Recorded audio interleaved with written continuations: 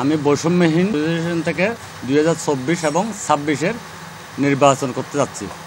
আমাদের প্রথম লক্ষ্য হবে যে অবৈধ কিছু ভোটার আছে যেগুলি ব্যবসায়ী ছাড়া বিগত দিনে যেভাবে হয়েছে কিছু ভোটার করছে দুই একের মতো, ওগুলি বাতিল করে দেব করেই ওগুলি করছে, ওগুলি বাতিল করে দেব।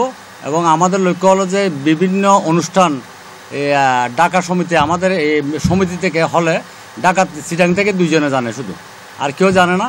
আমাদের দাবি হবে যে আমাদের প্রতিটা ভোটার যেন যে কোনো একটা অনুষ্ঠানের মধ্যে সশরীরে উপস্থিত হতে পারে, ওইভাবে ব্যবস্থা নেব। আর আমাদের এই যে সমিতির মধ্যে অনেক দুর্নীতি আছে, যেমন এই যে কোনো একটা প্রার্থী অথবা যে কোনো একটা সমিতির লোক আমাদেরকে কিছু ডোনেশন দিয়ে সমিতিতে পিকনিকে গিয়ে বিভিন্ন মারফত ওরা 1 লাখ 1.5 লাখ টাকা করে নিজেরাই খরচা করে ফেলে। এখন পর্যন্ত আমাদের এই সমিতির নির্বাচন হয় নাই।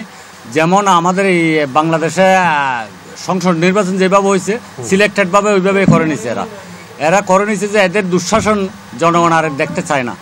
জনগণ দেখতে চায় একটা সুষ্ঠু নির্বাচনের মাধ্যমে নির্বাচিত প্রার্থীরাই সমিতি পরিচালনা করবে। আসি, আমার প্রথম হবে যে ঢাকার সাথে আমাদের যে ব্যবসা বাণিজ্য হচ্ছে ওইগুলিতে যেন সুযোগ সুবিধা পাই। ঢাকার সাথে বসে এটা কথা বলবো, আমরা ঢাকার সাথে বসে কথা বলবো যে আমাদের এই পার্টিদেরকে আপনারা মাল দিয়ে সহযোগিতা করেন, যেভাবে যা পারেন সহযোগিতা করেন, এগুলি লাইব্রেরিতে আমরা নেব। আপনারা আমাদের সাথে সুন্দরভাবে ব্যবসা করলে ঢাকার সাথে চিটাগাংয়ের সাথে দূরত্বটা কমে যাবে। এর মধ্যে হলো যে নির্বাচন করতেছে 43 জন, আমাদের প্যানেল হবে যে নির্বাচিত হবে 21 জন। নির্বাচিত 21 জনের মধ্যে ওখান থেকে 21 জনেই সভাপতি, সেক্রেটারি এবং বিভিন্ন পদের জন্য ওরা নিয়োগ দেবে। টোটাল ভোটার কত? ভোটার 608 জন।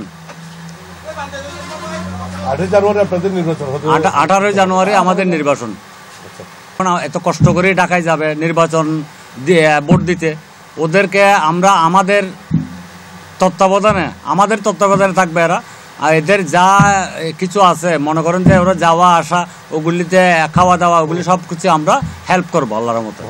জি জি, ইনশাল্লাহ আমি এই নির্বাচনে দাঁড়াইছি শুধু বৈষম্য দূর করতে।